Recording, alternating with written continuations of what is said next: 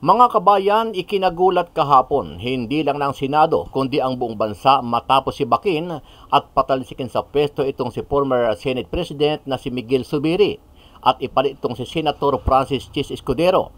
Dahil dito karamihan sa ating mga kababayan ay nagtatanong kung bakit at anong dahilan ng biglang kodita na nangyari sa Senado sa kasagsagan ng pagdinig sa PDEA leaks. Sa kabila nito, umamin si Senate President Francis Chis Escudero na siya mismo ang kumilos at nangumbinsi sa kapwa niya mga senador para patalsikin sa pwesto itong si Zubiri at siya ang iluklok na bagong Senate President. Ang pagpapalit ng Senate President is always arrived at through a gentlemanly conduct.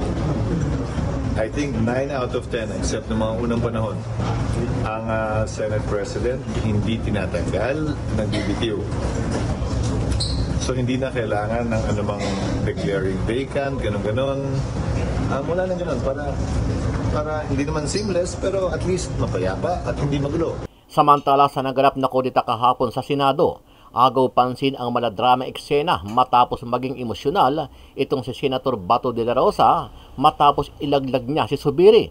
Paliwanag ni Senator Bato, hindi niya pwedeng tanggihan ang boto kaya siya pumirma pabor kay Escudero dahil may kasunduan sila ni Senator Francis Tolentino at Senator Bongo na magkakaisa sila sa pagpirma bilang pagrespeto sa kanilang partido na PDP. Umamin naman si Senador Ronald Bato de la Rosa na kabilang siya sa mga senador na lumagda sa resolusyon ng pagsuporta kay Escudero.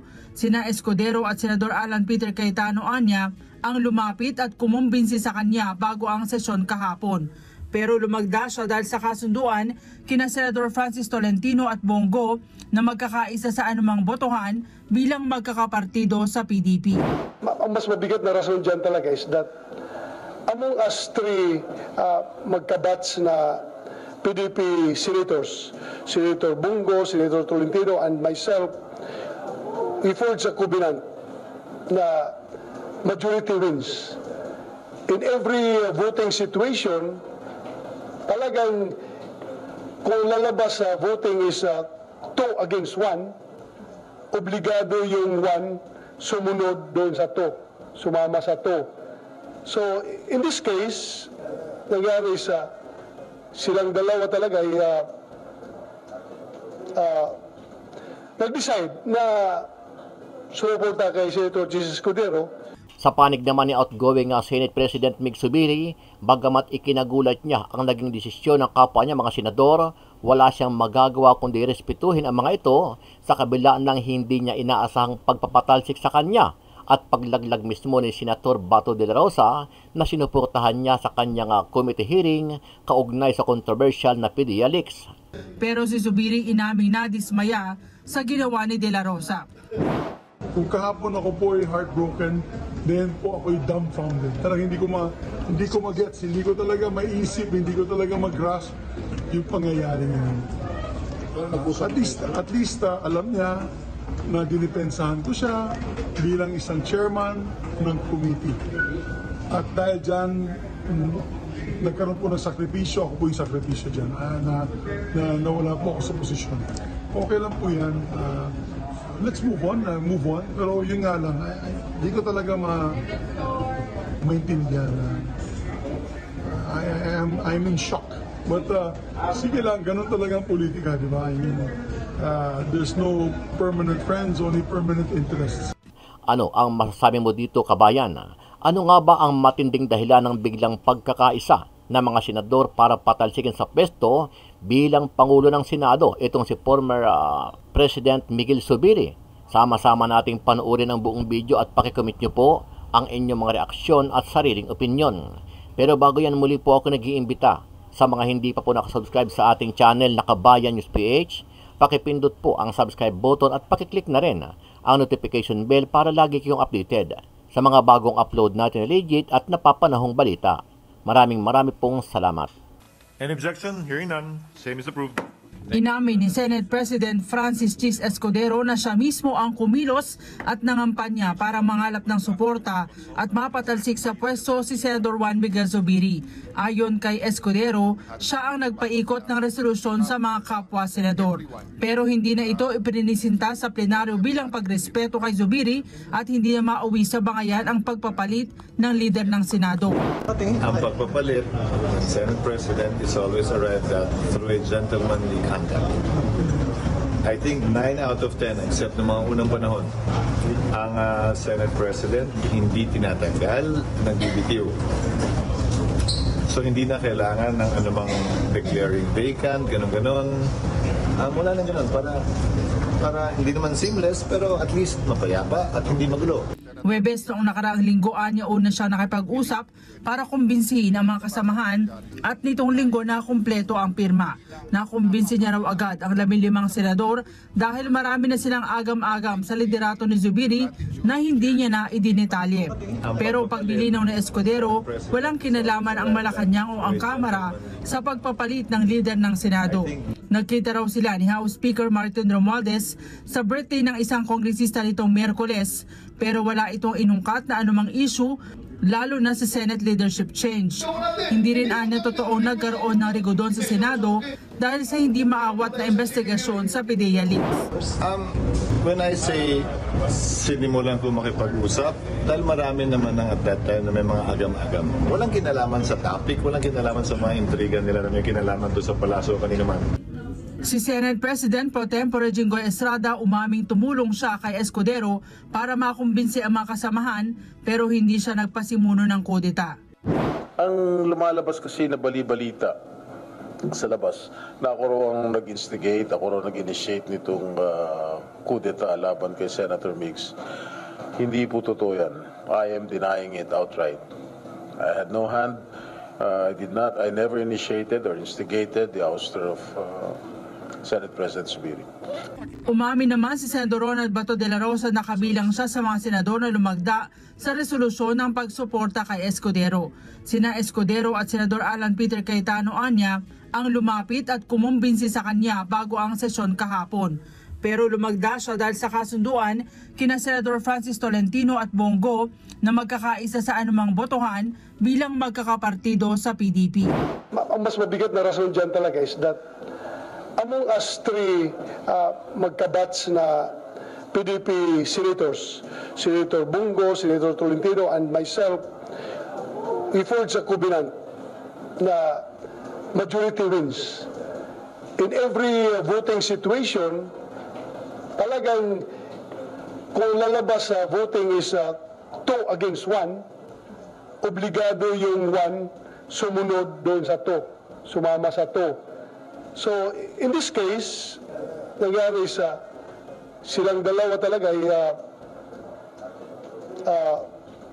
nag-decide na sumuporta kay Senator Jesus Escudero. Humingi naman ito ng paumanhin kay Zubiri.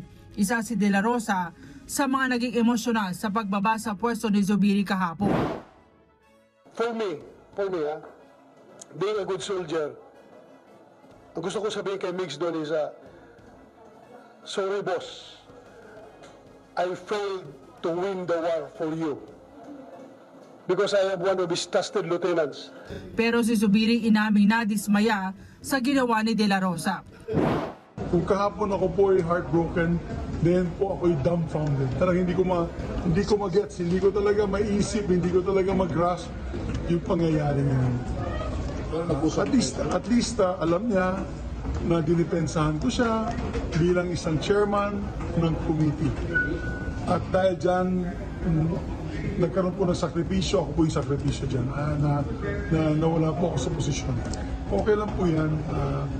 Let's move on. Pero yun nga lang, hindi ko talaga maintindihan.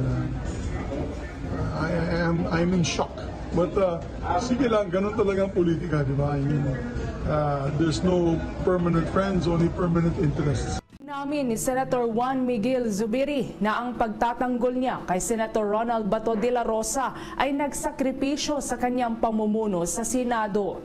Isiniwalat lamang ito ni Senator Zubiri matapos niyang malaman na isa si Senator de la Rosa sa 15 na mga senador na lumagda sa isang resolution na sumusuporta sa bagong naluklok na Senate President na si Senator Francis Cheese Escudero. Bilang isang politiko, sinabi ni Senator Zubiri na akala niya nakita na niya ang strange things. Yun pala, ito ang strangest at sinabi na para siyang nasa twilight zone at hindi niya maproseso ang nangyari.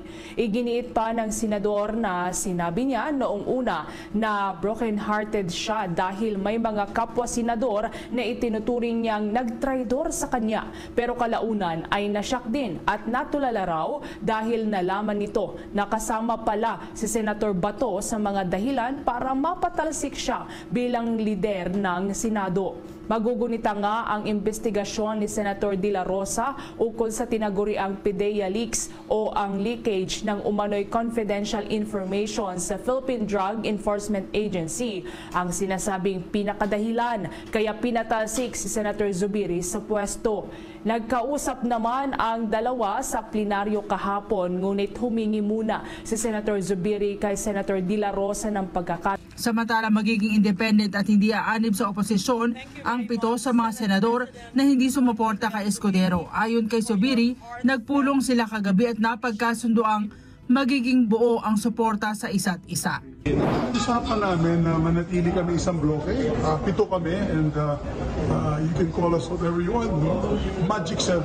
We're together, buong-buo pong puso at suporta namin sa isa't isa.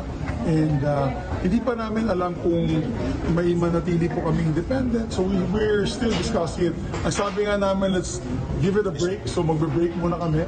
And when we come back, we'll make that decision. Pero so far, ang kagandahan po nito ay talagang lumakas lalo ang aming samahan. Sa hirap at ginawa, talaga yung seatmates group namin na to ay nagsama-sama. Humingi na ng sorry si Senate President Francis Cheese Escudero sa mga kapwa-senador sa sakit at sugat na idinulot ng nangyaring kudeta kahapon. Pakiusap niya mag-move on na at kung may mangyayari mang debate sa mga issue, hindi sana mauwi sa political bickering. Pinabulaanan ni Senate President Pro Tempore Jingoy Estrada ang mga aligasyon ng biglang pagbabago ng liderato ng Senado ay naimpluwensyahan ng outside forces. Sa pulong balitaan, sinabi ni Estrada na desisyon nila itong mga senador kaya mayroong pagbabago sa liderato. Ayon sa senador, 3 araw nang nakalilipas ng personal siyang kinausap ni Escudero na nagsabing interesadong maging Senate President. Agad umanong nahimok si Estrada sa mga dahilan na ipiniliwanag ng bagong leader ng Senado pero tumanggi na itong isa publiko. Tiniyak naman ni Estrada sa taong bayan na mananatili ang mataas na kapulungan bilang isang malayang institusyon. Umaasa din siya magiging mas mabuti ang relasyon ng Senado sa Kamara. Well, I received a call from Senator Escudero 3 days ago before, 3 days ago, and he wanted to talk to me personally, so I agreed to talk to him, and he intimated to me that he was interested in the Senate presidency, and then of course I was asking a lot of questions, and I agreed. Well, alam mo, walang masamang tinapay sa akin si Senator Migs. He's a good friend of mine. Of course, when I made my decision, of course, I feel so heavy. Not literally. Siyempre mabigat din sa aking pakiramdam na tanggalin ng isang kaibigan. Samantala, sinabi naman ni Escudero na ngayong araw, bago mag-CNG adjournment ang Senado, sisikapin nilang ayusin ang chairmanship ng mga komite. Meron kasing nabakante dahil sa resignation sa committee chairmanship ng mga kapanalig ni Zubiri, habang may ilang senador din natatakbo sa 2025 elections na gustong bitawan ng ilang hawak na komite. Inalok naman ni Estrada ang kanyang pagiging chairman ng Labor Committee kay dating Majority Leader Joel Villanueva. Magpapatuloy ngayong araw ng Miyerkules ang investigasyon ng Committee on National Defense sa umano'y wiretapping ng Chinese Embassy sa isang opisyal ng militar. Congressman, doon naman po tayo sa mainit-init pa rin na pinag-uusapan ngayon yung shocking turn of events dyan po sa biglang pagpapalit ng liderato sa Senado. Ano po yung pananaw po ninyo? Maapektuhan po ba yung mga nakabinbin pa ng mga bills ng dati pong leader po ng Senado? Sa ngayon, we are very hopeful sa sa bagong liderato ni Senate President at Francis Escudero, ni Chis Escudero, na sana meron ng pagbabago. Kasi dating nakaraan sa administrasyon ni sa pamumuno ni dating presidente ng Senado na si Nick Zubiri, halos walang pumapasa kami ng mga batas ko, konti ang output ng Senado. So ngayon, nakikita natin sana mas bumilis-bilis ang galaw, no? So we are very helpful. We are very excited on working with Senate President Chis Escudero, at talagang nakita naman natin na talagang sumusuporta din ang ating bagong presidente ng Senado, ang ating presidente na si Presidente Bongbong Marcos, at saka si ating leader ng Kamara, si Speaker Martin Romualdez. At katunayan, yun nga, nabalitaan din namin na itinatawag ng ating inimbitahan ng ating presidente ang mga senador kagabi sa Malacanang upang sa isang pagpupulong. So, we are very helpful. We are very eager, no, na talagang makapagtrabaho na at magkaroon ng mabilis na resulta o output ang mga senador ngayon sa Senado. Okay.